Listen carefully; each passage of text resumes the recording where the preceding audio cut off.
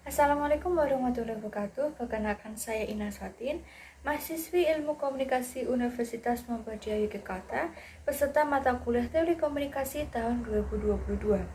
Pada video ini saya akan menjelaskan tentang analisis naratif, speech act theory, dan cultural studies.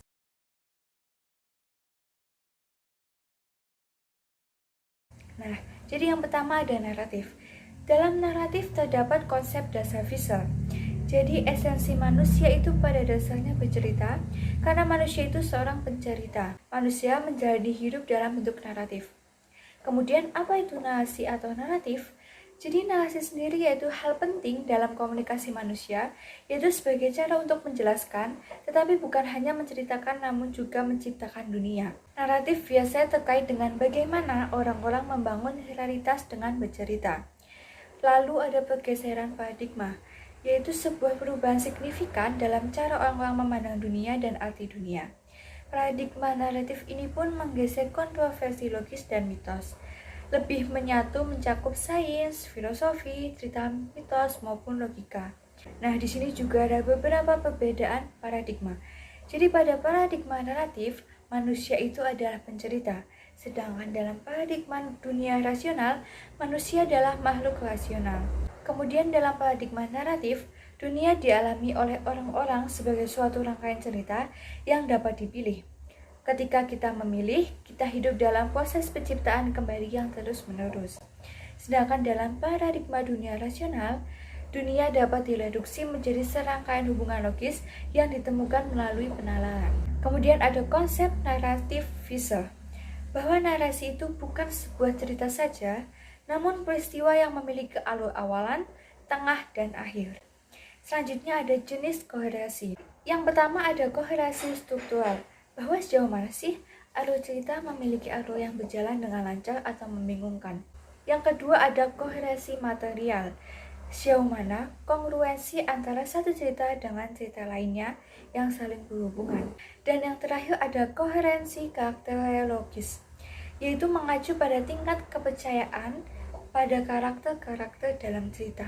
Nah, di sini ada pula analisis naratif. Jadi analisis naratif itu analisis mengenai narasi, baik fiksi maupun non-fiksi. Dan biasanya menggunakan analisis naratif berarti menempatkan teks sebagai sebuah cerita atau narasi sesuai dengan karakteristik di atas. Kemudian teks dilihat sebagai serangkaian peristiwa, logika dan atur urutan peristiwa, bagian dari peristiwa yang dipilih dan dibuang atau dihilangkan. Dan yang terakhir ada manfaat analisis naratif.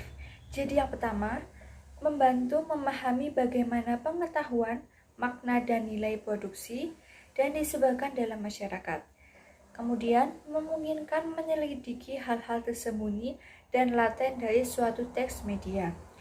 Yang ketiga, memahami bagaimana dunia sosial dan politik diceritakan dalam pandangan tertentu yang dapat membantu kita mengetahui kekuatan dan nilai sosial yang dominan dalam masyarakat. Dan manfaat analisis terakhir yaitu analisis naratif merefleksikan kontinuitas dan perubahan komunikasi. Nah, itu dia penjelasan mengenai naratif, dan selanjutnya ada speech act theory.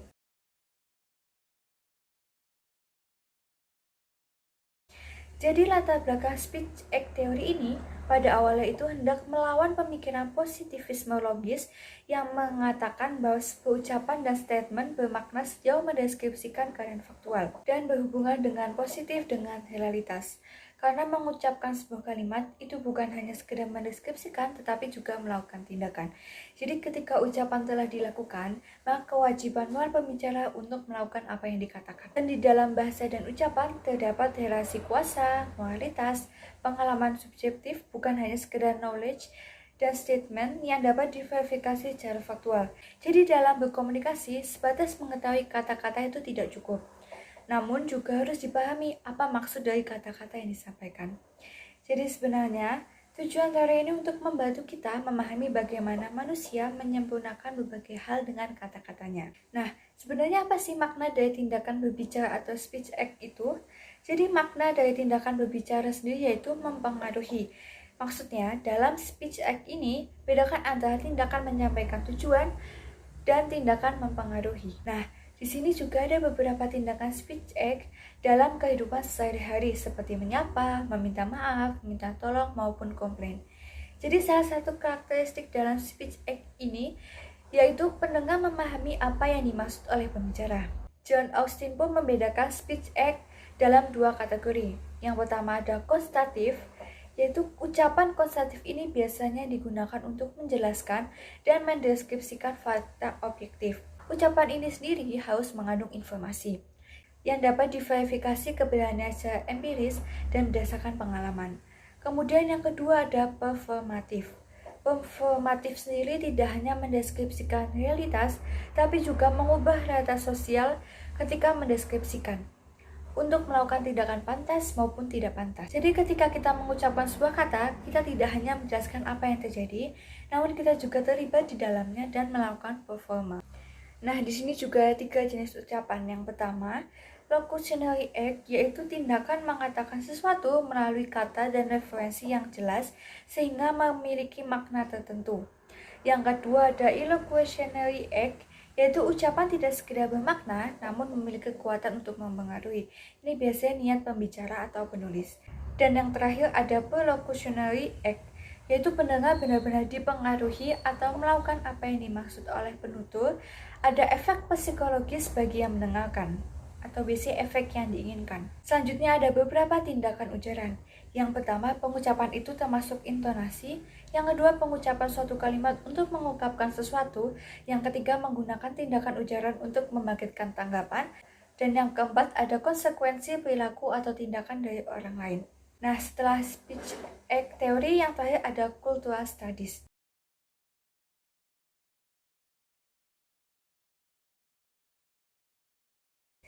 Jadi cultural studies di sini untuk memahami secara komprehensif bagaimana sebuah ideologi terbentuk dan dipertahankan dalam masyarakat.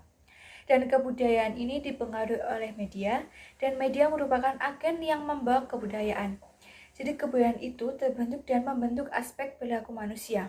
Jadi kita itu tidak bisa mendefinisikan makna atau pembuatan konseptualisasi jika tidak mengikut sertakan peran dari kekuasaan itu sendiri. Dan biasanya pemenang kebudayaan itu orang yang berada dalam puncak hierarki kebudayaan. Pada cultural studies, tinjauan teoritas yang berfokus pada bagaimana kebudayaan dipengaruhi oleh kelompok yang berkuasa atau dominan. Cultural studies ini juga mengarah pada politik identitas, yaitu interaksi di antar kebudayaan serta ras, etnis, gender, seksualitas, dan tanda-tanda lainnya yang menjadi identitas individu. Jadi media itu memiliki ideologi dari orang-orang yang berasal dari kelas dominan atau dalam sebuah masyarakat. Dan pengaruh media dan peran kebudayaan perlu diperhitungkan ketika menginterpretasi serta memahami kebudayaan. Nah, kemudian ada hegemoni.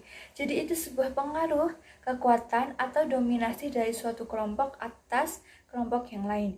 Jadi pemikiran Antonio Gramsci yang didasari oleh pemikiran Karl Marx tentang kesadaran palsu. Jadi masyarakat tidak sadar akan kekuasaan lain yang mempengaruhi hidup mereka, dan membuat masyarakat tidak sadar mendukung dan mengadopsi budaya yang dominan. Kemudian untuk counter hegemoni ini tidak percaya pada budaya dominan. Masyarakat ini tidak patuh atas apa yang diberikan media dan menggunakan praktik dominasi hegemoni untuk menentang dominasi.